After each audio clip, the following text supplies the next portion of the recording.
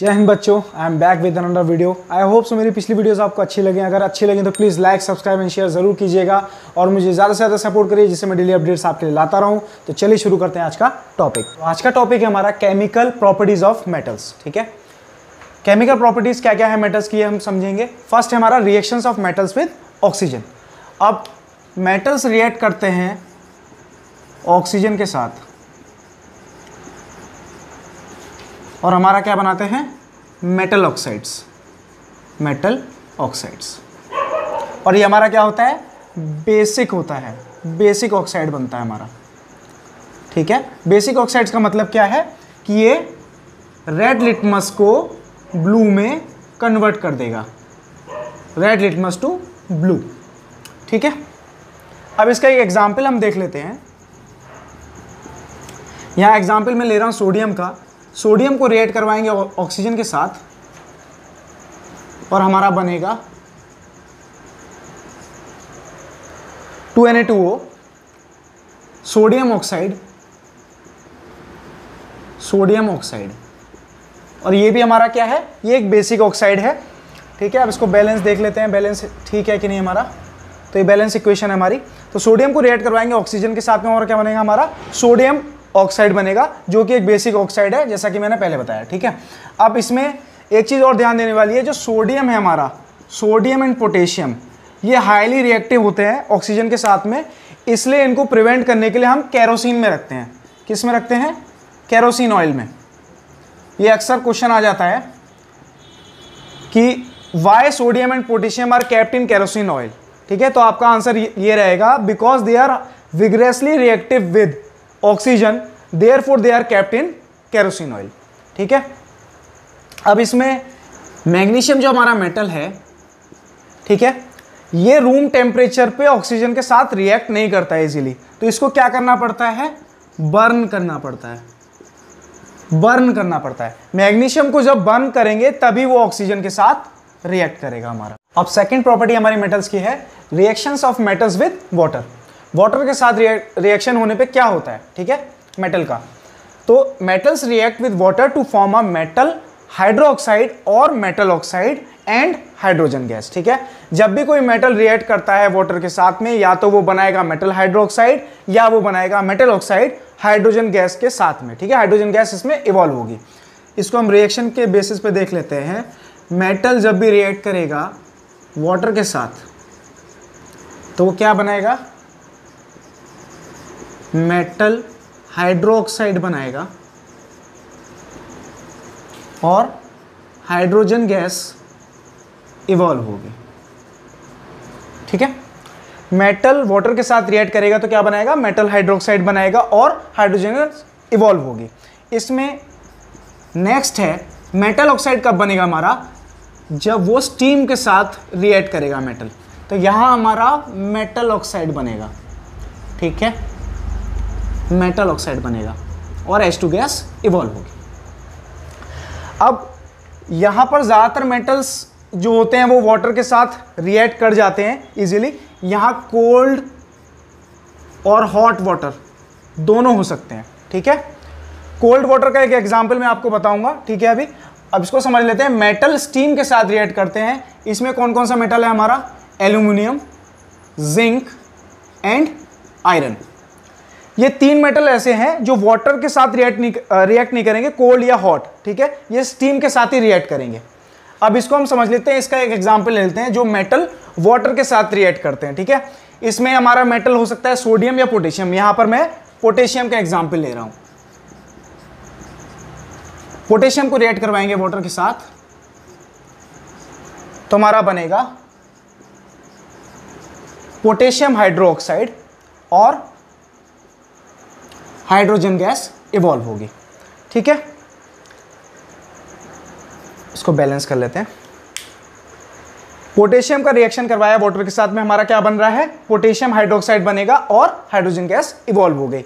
ये एग्जांपल हो गया हमारा जब कोल्ड वाटर है। यहां पर हमने कोल्ड वाटर लिया है। ठीक है, और मैग्नीशियम, यहां पर जो हॉट वाटर का एग्जांपल है वो मैग्नीशियम रहेगा। मैग्नीशियम मेटल जो है उसको जब हम हॉट वाटर के साथ रिएक्ट करवाएंगे तभी वो मेटल हाइड्रोक्साइड बनाएगा, नहीं तो वो नहीं बनाएगा, कोल्ड वाटर के साथ नहीं बनाएगा। अब स्टीम का एग्जाम्पल, यहां पर एल्युमिनियम, जिंक एंड Fe ही ऐसे मेटल्स हैं, 3 मेटल्स हैं जो स्टीम के साथ रिएक्ट करते हैं। तो इसमें मैं एल्युमिनियम का एग्जाम्पल ले रहा हूं। यहां एल्युमिनियम को रिएक्ट करवाएंगे वाटर के साथ, तो हमारा बनेगा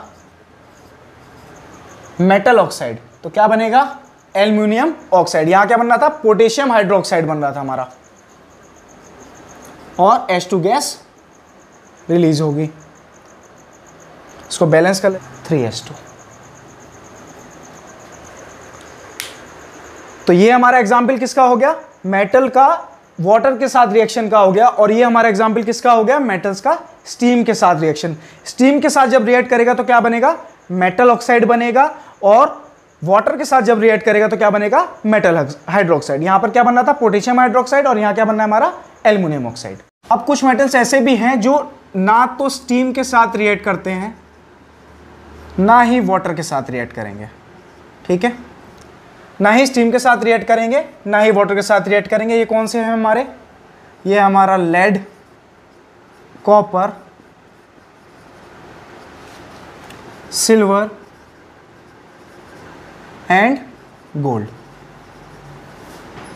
ये मेटल्स हमारे बहुत लेस रिएक्टिव होते हैं, इसलिए ये वाटर के साथ रिएक्ट नहीं करेंगे, ना ही ये स्टीम के साथ रिएक्ट करेंगे। अब थर्ड प्रॉपर्टी हमारी, reactions of metals with dilute acids. Metals जब रिएक्ट करते हैं डाइल्यूट एसिड्स के साथ तो क्या होता है? Metals usually displace hydrogen from dilute acids. जब भी किसी डाइल्यूट एसिड के साथ रिएक्ट करते हैं मेटल, तो क्या कर देते हैं? हाइड्रोजन को डिस्प्लेस कर देते हैं। ठीक है, तो मेटल जब भी रिएक्ट करेगा डाइल्यूट एसिड के साथ, डाइल्यूट एसिड के साथ, तो क्या कर देगा? हाइड्रोजन को डिस्प्लेस कर देगा, और क्या बनाएगा? सॉल्ट बनाएगा, मेटेलिक सॉल्ट, और हाइड्रोजन को डिस्प्लेस कर देगा। ठीक है, हाइड्रोजन गैस इवॉल्व हो जाएगी। अब इसका एक एग्जाम्पल देख लेते हैं।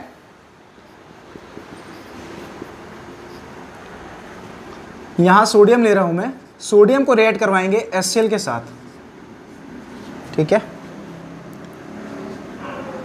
तो हमारा सॉल्ट बनेगा सोडियम क्लोराइड, और हाइड्रोजन गैस इवॉल्व होगी। ठीक है, ये हमारा क्या है? मेटेलिक सॉल्ट है, मेटेलिक सॉल्ट है। लेकिन सारे मेटल्स एसिड के साथ रिएक्ट नहीं करते और हाइड्रोजन गैस इवॉल्व नहीं होती है। ऐसा क्यों होता है? इसको समझने के लिए हमें रिएक्टिविटी सीरीज समझनी पड़ेगी मेटल्स की। ठीक है, ये रिएक्टिविटी सीरीज है। अब पोटेशियम से लेके लेड तक हाइड्रोजन के ऊपर, ठीक है, हाइड्रोजन की जो ऊपर है ये क्या है? रिएक्टिव मेटल्स हैं। ये रिएक्टिव मेटल है, रिएक्टिव मेटल्स, ये हमारे रिएक्टिव मेटल्स हैं। ठीक है, ये हमारा क्या है? पोटेशियम हो गया मोस्ट रिएक्टिव, मोस्ट रिएक्टिव। ठीक है, ये हमारे रिएक्टिव हो गए। और हाइड्रोजन के नीचे कॉपर से लेके गोल्ड तक ये हमारा क्या हो गया? लेस रिएक्टिव हो गया, लेस रिएक्टिव। अब यहां पर देख लेते हैं, पोटेशियम से जैसे जैसे नीचे जाएंगे हम, तो हमारी केमिकल रिएक्टिविटी कम होती जाएगी। सबसे कम किसकी है? गोल्ड की। ठीक है, ये सबसे लेस रिएक्टिव होता है, सबसे लेस रिएक्टिव मेटल होता है। अब इसको हम समझेंगे कि कौन से मेटल्स ऐसे हैं जो हाइड्रोजन को डिस्प्लेस नहीं करते जब वो डाइल्यूट एसिड के साथ रिएक्ट करते हैं। इसमें हमारा क्या हो गया? हाइड्रोजन के नीचे वाले copper, mercury, silver and gold. अब ये हाइड्रोजन से नीचे आ रहे हैं, मतलब ये हाइड्रोजन से कम रिएक्टिव हैं। अब ये कम रिएक्टिव हैं, इसका मतलब कि ये हाइड्रोजन को डिस्प्लेस नहीं कर सकते हैं, तो इसी वजह से ये एसिड्स के साथ रिएक्ट नहीं करते। कौन कौन से मेटल्स हैं हमारे? Copper, mercury, silver and gold. तो जैसा कि हमने थर्ड प्रॉपर्टी में पढ़ा था कि हमारे कुछ मेटल्स होते हैं जो डाइल्यूट एसिड्स में डिसॉल्व नहीं होते हैं, तो अब हम पढ़ेंगे एक्वा रिजिया के बारे में। ये मिक्सचर ऑफ एसिड्स है, दो एसिड्स का मिक्सचर है। ठीक है, ये डिसॉल्व कर सकता है सारे मेटल्स को, can dissolve all metals, all metals, जितने भी हमारे मेटल्स हैं सबको ये डिसॉल्व कर सकता है। अक्सर इसकी डेफिनेशन आ जाती है एग्जाम में, तो हम देख लेते हैं डेफिनेशन क्या है। Aqua regia is a freshly prepared mixture of 1 part of concentrated nitric acid. Nitric acid क्या होता है हमारा, HNO3 and 3 parts of concentrated hydrochloric acid.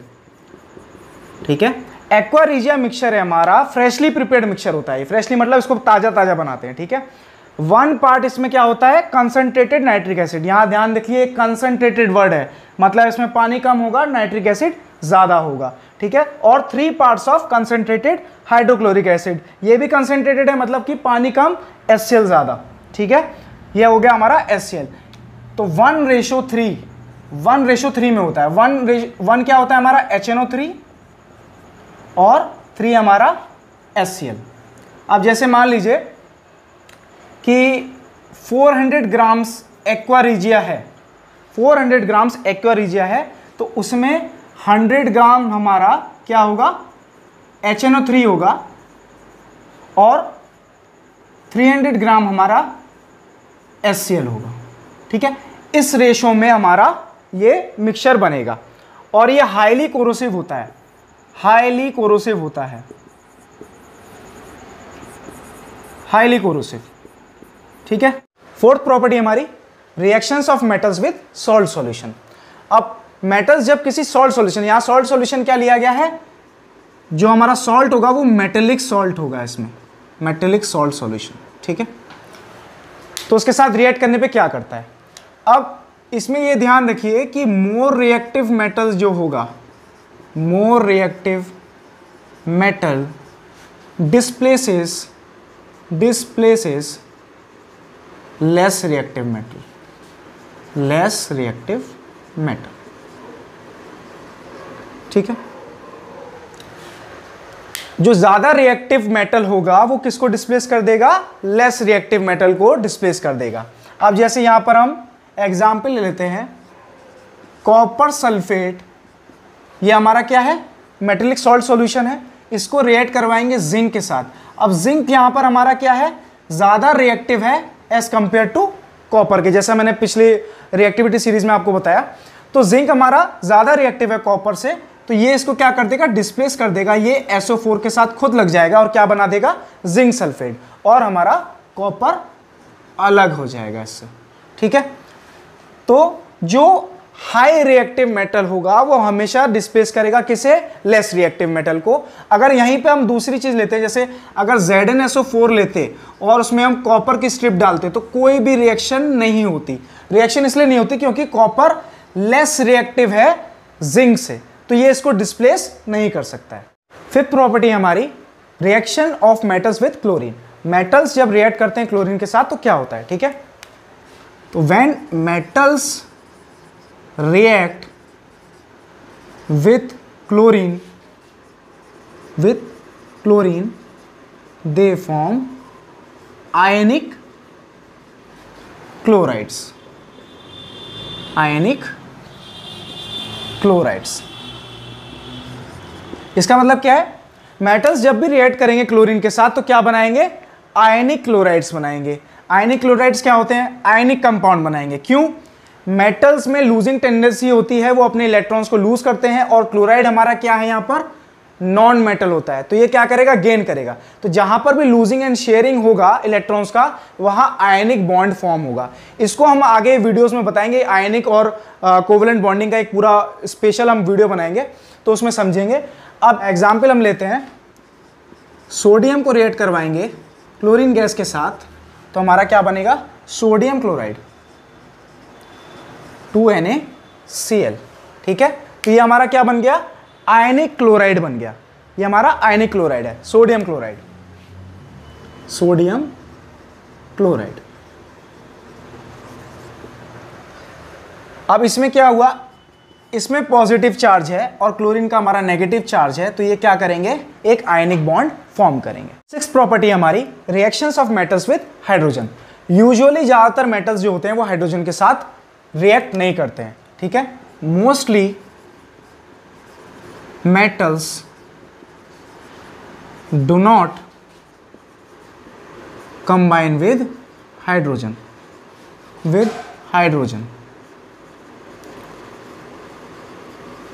सिर्फ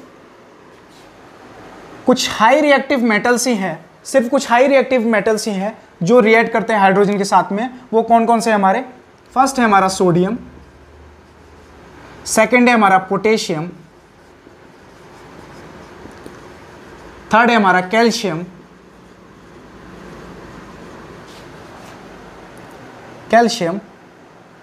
एंड फोर्थ है हमारा मैग्नीशियम।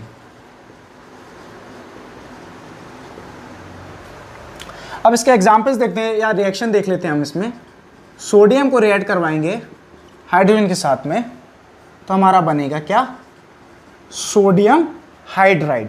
क्या बनेगा? Sodium hydride. ठीक है। सेकंड है हमारा कैल्शियम को रिएक्ट करवाएंगे हाइड्रोजन के साथ तो हमारा बनेगा कैल्शियम हाइड्राइड CaH2। यह हमारा क्या बन रहा था? NaH जो है हमारा सोडियम हाइड्राइड और यहां बनेगा कैल्शियम हाइड्राइड। अब हमारा टॉपिक है chemical properties of non metals. इसमें फर्स्ट प्रॉपर्टी हमारी reaction of non metals with oxygen. जब नॉन मेटल्स को रिएक्ट करवाते हैं ऑक्सीजन के साथ में तो क्या होता है? Non metals react with oxygen to form acidic और न्यूट्रल ऑक्साइड्स ठीक है। नॉन मेटल्स जब भी रिएक्ट करेंगे ऑक्सीजन के साथ में तो क्या बनाएंगे? या तो एसिडिक ऑक्साइड बनाएंगे या हमारा न्यूट्रल ऑक्साइड बनाएंगे। या मेटल्स के केस में क्या हो रहा था हमारा? जब वो ऑक्सीजन के साथ रिएक्ट कर रहा था हमारा बेसिक ऑक्साइड ही बनता था। यहां पर हमारा एसिडिक भी बनेगा और न्यूट्रल ऑक्साइड भी बनेगा। अब एसिडिक का एक एग्जाम्पल ले लेते हैं हम। कार्बन को रिएक्ट करवाएंगे ऑक्सीजन के साथ में तो यहां बनेगा CO2। ये हमारा एसिडिक ऑक्साइड है, carbon dioxide gas, acidic oxide. यही हम 2C को रिएक्ट करवाएंगे O2 के साथ तो बनेगा हमारा 2CO जो कि कार्बन मोनोऑक्साइड है। ये हमारा क्या हो गया? Neutral oxide. ये हमारा न्यूट्रल ऑक्साइड। सेकेंड प्रॉपर्टी हमारी non metals do not react with water. Non metals water के साथ रिएक्ट नहीं करते हैं। ऐसा क्यों होता है? क्योंकि they can not displace hydrogen, क्योंकि ये वाटर में जो प्रेजेंट रहता है हाइड्रोजन उसको डिस्प्लेस नहीं कर सकते हैं, इसलिए रिएक्शन नहीं करेंगे वाटर के साथ। और ऐसा क्यों होता है कि क्यों ये डिस्प्लेस नहीं कर सकते हैं? क्योंकि ये नॉन मेटल्स जो होते हैं, नॉन मेटल्स इलेक्ट्रॉन्स गेन करते हैं और मेटल्स में क्या होता था? वो लूज इलेक्ट्रॉन करते थे, इसलिए लूज इलेक्ट्रॉन करते थे इसलिए वो हाइड्रोजन को डिस्प्लेस कर पाते थे। ठीक है। लेकिन यहां पर क्या हो रहा है? गेन इलेक्ट्रॉन्स हो रहा है तो यहां पर ये हाइड्रोजन को डिस्प्लेस नहीं कर पाएंगे, इसलिए ही नॉन मेटल्स रिएक्ट नहीं करेंगे वाटर के साथ में। सेम केस होता है हमारा थर्ड, हमारी जो प्रॉपर्टी है metals do not react with dilute acids. अब डाइल्यूट एसिड्स में जो हाइड्रोजन प्रेजेंस होता है उसको भी ये डिस्प्लेस नहीं कर सकते हैं। फोर्थ प्रॉपर्टी हमारी reactions of non metals with salt solution. Non metals जब किसी सॉल्ट सॉल्यूशन के साथ रिएक्ट करते हैं तो क्या होता है? High reactive non metal displaces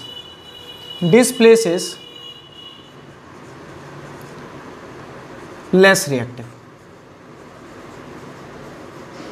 ठीक है। जो हमारा हाई रिएक्टिव नॉन मेटल होगा वो डिस्प्लेस करेगा लेस रिएक्टिव नॉन मेटल को हमेशा। ठीक है। इसका एग्जांपल ले लेते हैं हम। सोडियम ब्रोमाइड को रिएक्ट करवाएंगे किसके साथ? Cl2 के साथ, क्लोरीन के साथ। क्लोरीन हमारा क्या है?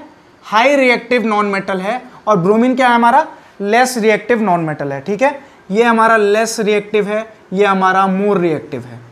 तो क्लोरीन क्या करेगा? इस ब्रोमीन को डिस्प्लेस कर देगा और खुद लग जाएगा, तो ये क्या बना देगा? Sodium chloride. ठीक है। ये इसको हटा के खुद लग गया, डिस्प्लेस कर दिया और हमारा ब्रोमीन अलग हो जाएगा। ठीक है। तो ये एग्जाम्पल है reaction of non metals with salt solution का। फिफ्थ प्रॉपर्टी हमारी reaction of non metals with chlorine.